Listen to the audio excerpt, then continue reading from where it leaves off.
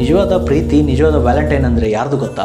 6 ತಿಂಗಳು ಒಂದೊಂದು ವರ್ಷ ಆದರೂ ಮನೆಗೆ ಬರೋದೇನೆ ಬರ್ತಾನೇನಂತಲ್ಲ, ನಾಳೆ ಬಂದೇ ಬರ್ತಾನಂತ ಓಪಿಂದ ಭರವಸೆಯಿಂದ ಕಾಯ್ತಾ ಇರ್ತಾರಲ್ಲ, ಅದು ನಿಜವಾದ ಪ್ರೀತಿ. ಒಬ್ಬ ಯೋಧನ ಇಂತಿದ್ದು ಅರಿ ಮನೆ ಕಡೆ ನೀವೇನು ಯೋಚನೆ ಮಾಡಬೇಡಿ, ಮಕ್ಕಳು ನಾನು ನೋಡ್ಕೊತೀನಿ, ಅತ್ತೆ ಮಾವು ನಾನು ನೋಡ್ಕೊತೀನಿ, ನೀವು ದೇಶ ಕಾಯ್ರಿ ಅಂತ ಹೇಳ್ತಾರಲ್ಲ, ಆ ತ್ಯಾಗದಿಂದ ಇದೆ ನಿಜವಾದ ಪ್ರೀತಿ.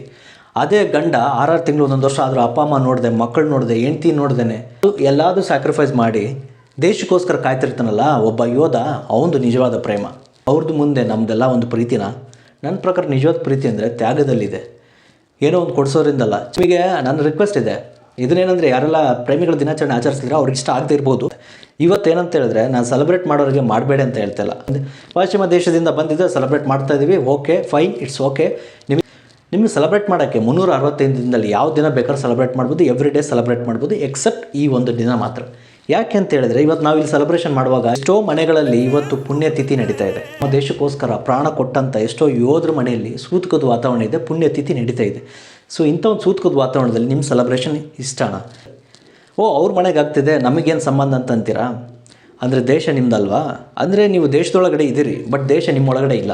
ನೀವು ಇಷ್ಟೊಂದು ಖುಷಿಯಾಗಿ ಹ್ಯಾಪಿಯಾಗಿ ಫ್ರೀಡಮ್ ಆಗಿ ಇದ್ದೀರಾ ಅಂತ ಹೇಳಿದ್ರೆ, ಅವ್ರು ಕೊಟ್ಟಂಥ ಪ್ರಾಣ ಬಲಿ ತ್ಯಾಗದಿಂದ ನಾವು ಇಷ್ಟೆಲ್ಲ ಖುಷಿಯಾಗಿ ಹ್ಯಾಪಿಯಾಗಿದ್ದೀವಿ. ಯಾವತ್ತೋ ಬಂದುಬಿಟ್ಟು ಯುದ್ಧ ಆಗಿಬಿಟ್ಟು ಈ ದೇಶ ಬಂದುಬಿಟ್ಟು ನಿರ್ನಾಮ ಆಗೋಗಿರೋದು.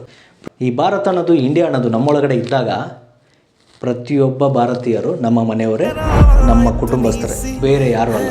ಇವತ್ತು ಪುಣ್ಯತಿಥಿ ನಡೀತಾ ಇರೋದು, ಯಾರೋ ಒಬ್ಬ ಉಪಯೋಗ ಇಲ್ಲದೇ ಇರೋಂಥ ವ್ಯಕ್ತಿ ಸತ್ತಿಲ್ಲ ಇವತ್ತು ನಡೀತಾ ಇರೋದು. ಇವತ್ತು ನಾವು ನೀವು ಏನಂತ ಹೇಳಿದ್ರೆ ಆರಾಮವಾಗಿ ಫ್ರೀಡಮ್ ಆಗಿ ಉಸಿರಾಡ್ತಿದ್ವಿ ಅಂದರೆ, ದೇಶಕ್ಕೋಸ್ಕರ ಬಾರ್ಡ್ರಲ್ಲಿ ನಿಂತ್ಕೊಂಡ್ಬಿಟ್ಟು, ನಮ್ಮ ದೇಶ ಭದ್ರತೆಗೋಸ್ಕರ ಬಾರ್ಡ್ರಲ್ಲಿ ನಿಂತ್ಕೊಂಡ್ಬಿಟ್ಟು ಯುದ್ಧದಲ್ಲಿ ಮಡಿದಂಥ ಜನಗಳು.